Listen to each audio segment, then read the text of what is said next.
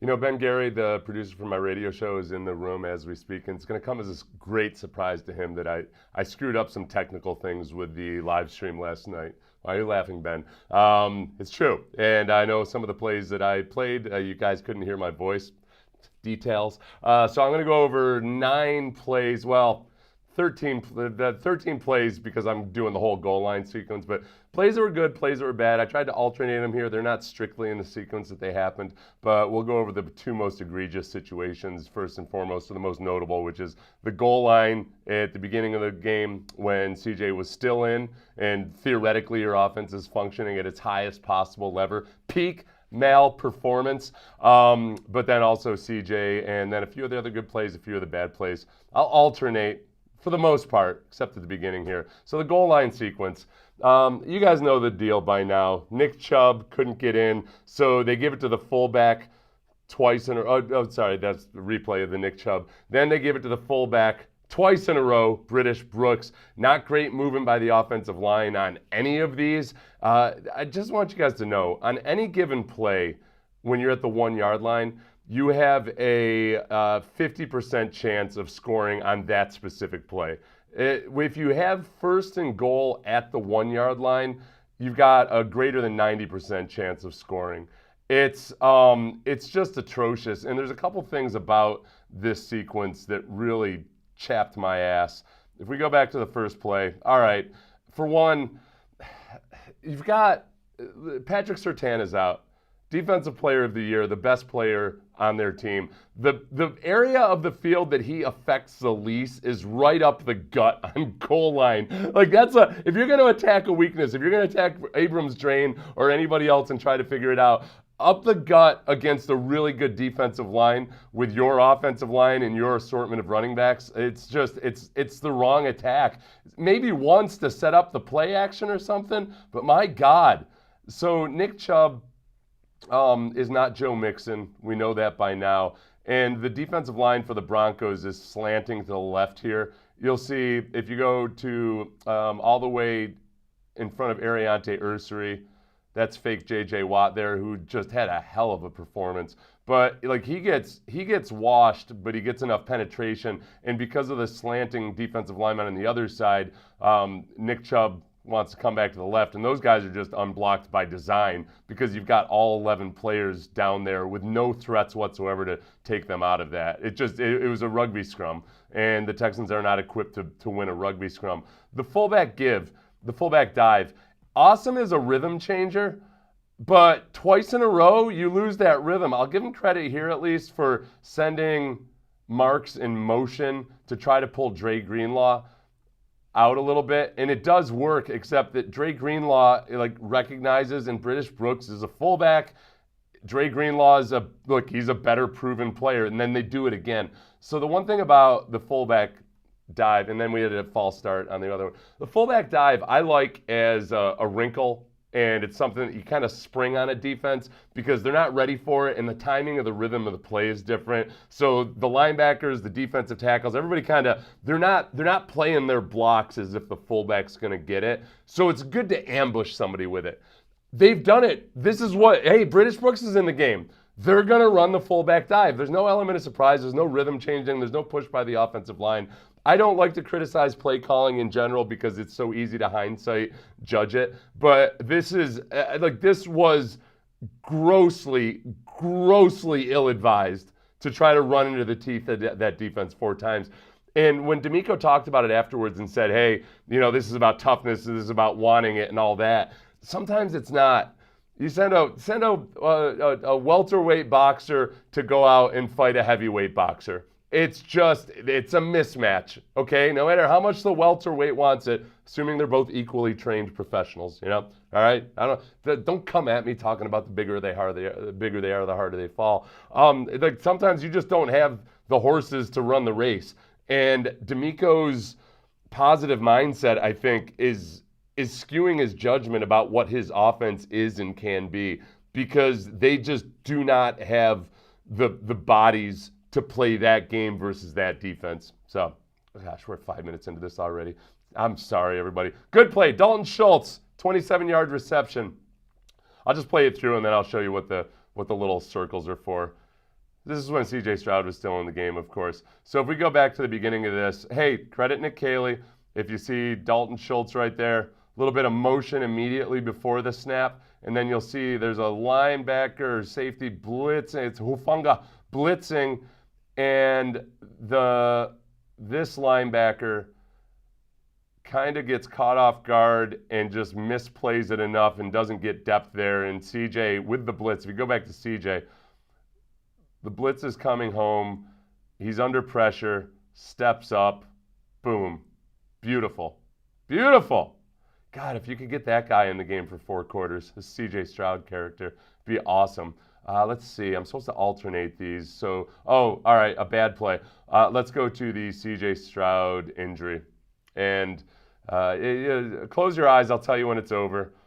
Okay. All right. You can look back at it. It's just awful. And I think the biggest thing about this play, there's 2 things. One, I think CJ caught Abrams Johnson out of his peripheral vision at the very end there. I mean, if you look, he kind of glanced at him there. All right.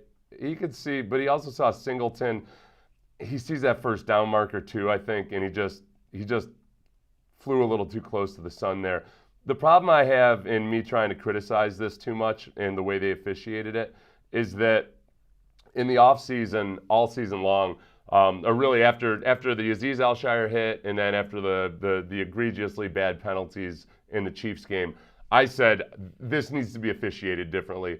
They need to accept that defensive players can't alter their trajectory like that, especially if a quarterback's trying to go for extra yardage, and that they gotta have some wiggle room for that. And that's what I wanted. And I think that's the way they've been calling it this year, is the way that I wanted it. And this would fall into that category where when a quarterback is sliding, the onus is on him to protect himself. And if you're sliding feet first especially, you got to slide that much earlier. I know it's counterintuitive, but sliding head first or diving head first is actually a lot safer in a lot of regards because your head is down on the ground immediately as opposed to the last thing still standing. You know, Moose Johnson, I know a lot of you guys pointed out that, hey, Moose Johnson last year was super critical of Azeez right when it happened. I talked to Moose Johnson at the Super Bowl last year and gave him the defensive player's perspective because, you know, and he told me at the time that he could see where I was coming from and that he would reevaluate it and look at it and everything. And I think that I saw a game earlier this year with Joe Flacco. There was a flag because the defender hit him as he was sliding. Very similar situation as this, and the booth review picked it up. And I know D'Amico said, hey, in the past we've gotten flagged for that. Yeah, I think they're calling it differently this year. So I wish it hadn't happened, but it's almost an impossible play to officiate fairly, I think. Kalen Bullock interception, positive play. Hold on, let me check the comments real quick to be sure my microphone is working. Okay, there we go. Yeah, and look, I defended Azeez on that hit as well, or on that. Let me pull a comment over there. I defended him on it as well, and I think they're officiating it differently now. So we got what we asked for. It's just sometimes that blade cuts both ways. It doesn't change regardless. CJ was going to be out no matter what. Kalen Bullock interception where he appeared like a phantom 2 days after Halloween to just steal this ball from Sutton. That was just beautiful. Right here, MJ's, I think that's Cortland Sutton, pretty positive, puts a sick move on MJ Stewart and leaves him in the dust.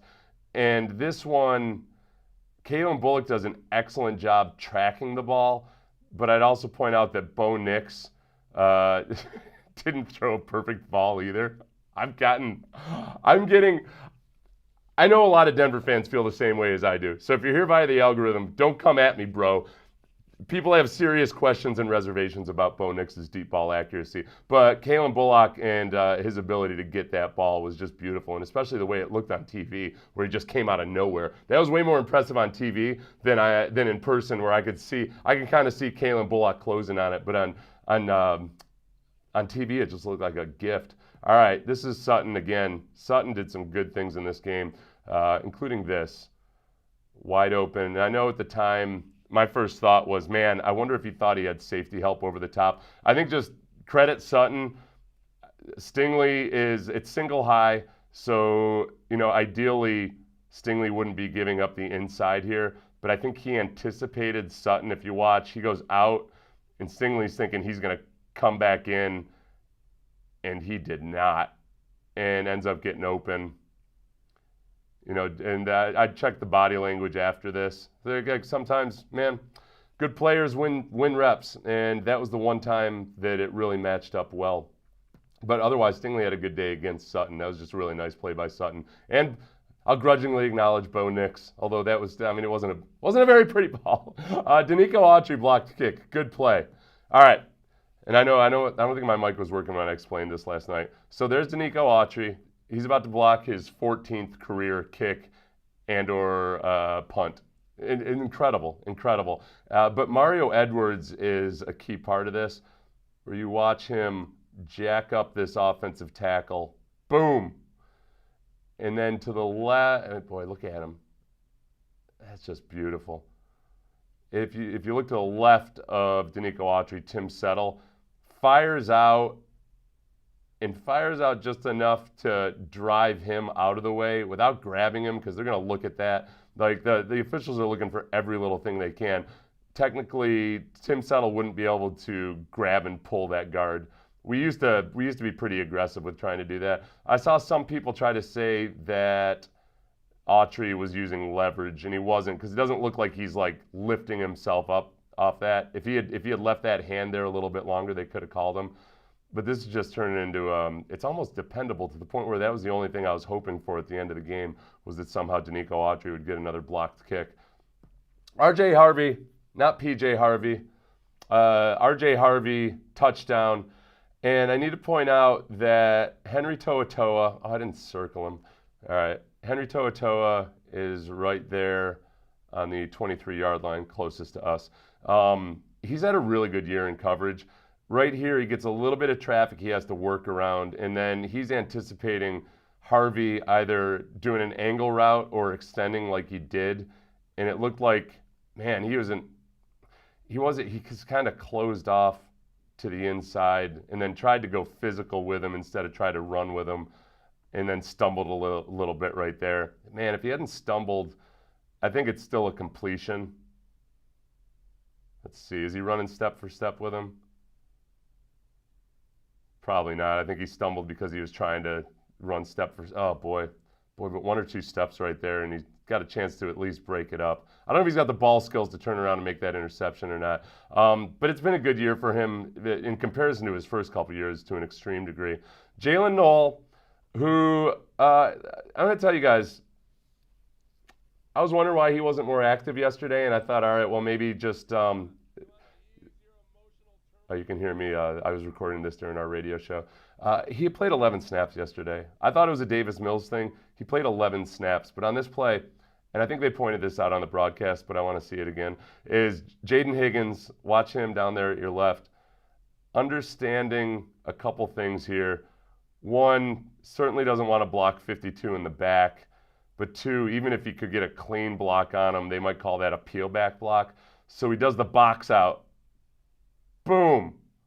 Just beautiful. I mean, that's awareness by a rookie with his hands up. He kept his hands up the entire time. That didn't register with me at the time. Oh, that's great. He kept his hands up, make it clear, I'm not shoving nobody in the back. I'm just hip checking this dude like he's a roller derby blocker or something. And Jalen Knoll, good job on that. Special teams and blocked kicks were pretty much the best offense the Texans had. The Knicks scramble, my mic may have been working by this time last night, but we'll just let it run through. I'm not going to crush Henry To'oTo'o for this, and I know that's who they point out. Because I don't know if To'oTo'o had played this perfectly, I don't know if he still would have gotten there. But right there, as Nix is scrambling, To'oTo'o drifts past Nix, and it's one of the most tempting things in the world when a quarterback is rolling out to his right, is that you gotta stay home to a certain degree. I mean, even if he had stayed home, like if To'oTo'o had stayed right there, right in front of him, that's a lot of green grass. I don't know if he would have gotten to him or not. I mean, Bo Nix he's clutch in the fourth quarter. So Let me check your deals here. So I apologize about last night. That was damn awful of me. Game could have went into overtime had Emi done his job. Yeah, and you know if I had put the CJ Stroud sack on here that knocked them back on that field goal, I don't fault CJ for taking that sack. I mean, we've been complaining about, and he's been working on not bailing out backwards out of the back of the pocket. That's like the one, because it was such a good pass rush by the Broncos. That was the one situation where it may have been excusable to bail out backwards, but even then he's going to knock the field goal even that much further. I think he made the right decision and hunkering down where he did, because otherwise, if he tried to bail out and it didn't work, that ends up being a 55 or 60-yard field goal or something unachievable. And it was a great job by the Denver pass rush. They just completely enclosed him. I don't know why you guys don't need to be looking at Knicks all that long. Let's see. Stingley's been getting cooked this season. He hasn't been himself. I don't know. Ever since that injury, it's just hasn't been peak Stingley. It was a 3rd and 8 on our side of the field early in the game. It was beyond stupid of a run. There were 3 defenders in the area protecting the first down line. I don't know which one you guys are talking about there. Did I play one of the runs or something? Bro was behind CJ, diving with all of his weight into him. Even if it is dirty as bad form, Bro wasn't trying to rap at all.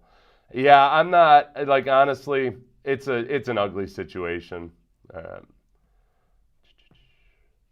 CJ's mama posted her and CJ online, said he was fine, so why didn't he come back in the game? Stop it, in the life of Colby. Because he was in the concussion protocol. He can't. Patrick Lamar, Josh, stop it. Hold on a second. No. They don't. Stop it. I throw my pen at my computer on you.